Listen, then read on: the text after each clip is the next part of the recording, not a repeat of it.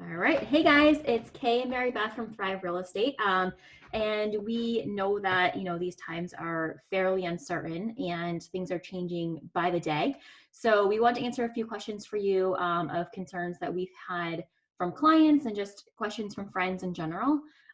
So we have two specific questions that we're going to cover. One of them has to do with cybersecurity, and the other one has to do with how we're showing houses. So the first one, Mary Beth and I were actually just talking about this. Our concerns over cybersecurity, obviously it's on the rise with the state of how everything is going. Wiring money is obviously a huge concern. So Mary Beth just ran into this recently, and she's going to go over how that works with cybersecurity and how you should make sure that the money that you're sending, is getting to the right person. So. Yeah, so it's interesting. We have a closing tomorrow, and I got a phone call from the clients that are buying the property, and they said their attorney had asked them to wire money into the attorney account. And they were asking me whether that was something that I'd ever heard of. And the answer is yes, absolutely, positively. Attorneys ask buyers to wire money into their accounts all the time. However, I've also heard of disasters where buyers have inadvertently been involved in phishing schemes where somehow their information was released, probably through email hacking, and they received instructions on a wiring instructions, and they have not checked that the wiring instructions were actually coming from the closing attorney, and they went ahead and wired the funds, and the funds got sent offshore, and they, never to be seen again. Very, very serious. It doesn't happen every day. I don't want to scare the heck out of people, but when it happens, it's devastating. And there's really no way to trace that money. So what I was just saying to Kay, my advice to my clients was, you need to call the attorney's office and get the attorney or their assistant or paralegal on the phone, confirm that that voice is the same voice. Maybe ask them to call you back. Ask them a question that nobody except for the attorney would know. You can ask something like, what's the first line of my purchase and sale, or something like that, where they would have the information for that, Right. What's my middle name?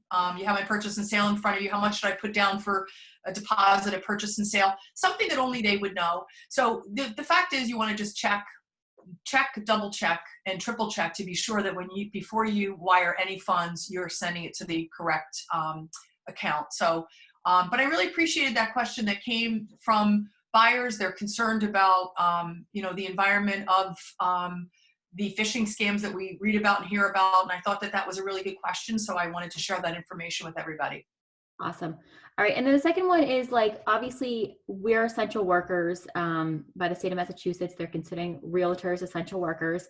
And we are still showing houses. And in the current climate, obviously it's so important for us not to expose people to additional risk. So how are we showing houses, and what safety precautions are we taking as a group to ensure that our clients are safe and also that the sellers are safe? Yeah, I mean, it's interesting because we do get sellers that are worried about allowing people into their house. And then we get buyers who say, I don't want to go into this house. So everybody's afraid of the unknown. And all we can do is follow what the CDC is giving us for information, which is, we don't want things touched. You want to protect your breathing space. And by doing that, there's as good an assurance as we could possibly have that we're not spreading if we were COVID positive. So the way that we are handling it is we're putting a lot of signs up, which are instructions to the buyers.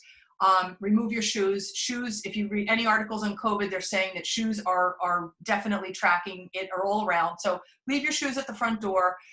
We are providing gloves and hand sanitizer. We'll have a box right at the front door with those things. Masks are so hard to come by that we're asking whoever comes to see a house wear a mask, and that their agent wear a mask. We're asking our sellers to leave doors open. So the front door, we're not struggling with keys anymore. We're leaving doors open so that you can walk right into the house. If there's closets or anything in the basement that would be something that someone would want to open a door to look in, we're asking the sellers to leave the door a little bit ajar. It's just common, common sense stuff.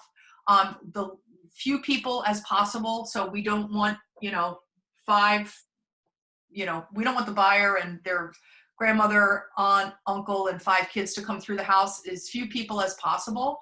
And the other thing that we're doing is we've gotten into the virtual tour world. We're using a technology called Matterport, which does a great job of allowing you to sort of walk through the house. So we're actually asking people, please take that virtual tour of the property before you make an appointment. So drive-bys are huge. do a drive-by, exactly. Do not tell me that you didn't realize that the house was up on a hill or on a main street. Give a drive-by and do a virtual tour. Neighbors that you might not like or something like that, right? Next to a school, and I don't like to be next to schools or, pumping stations in the backyard, any of those things. So, so yeah, it's all common sense, but those are the kind of things that we're doing. And we are essential, and we are working. We're actually working really hard, but we're doing it all from home, and we're reinventing the way real estate's being bought and sold. And it's kind of an exciting thing. So I'm looking at it as a COVID opportunity rather than a COVID crisis. Perfect. All right. So I just want to leave you guys with a thought. So I know everyone's at home right now, and a lot of people are struggling with, purpose and, maybe some mental health issues and things like that. So Maribeth and I both are highly involved in the community. And I think that having purpose and being part of a group is so incredibly important, especially in times like this when we're isolated at home.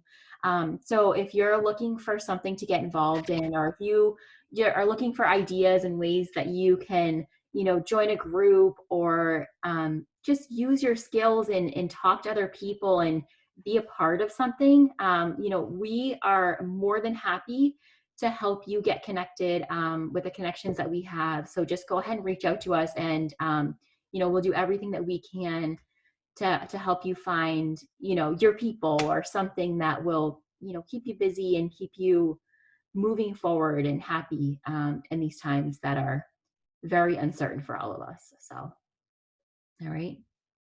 You good? Thank you, Kay. I think that was All a right. really good message.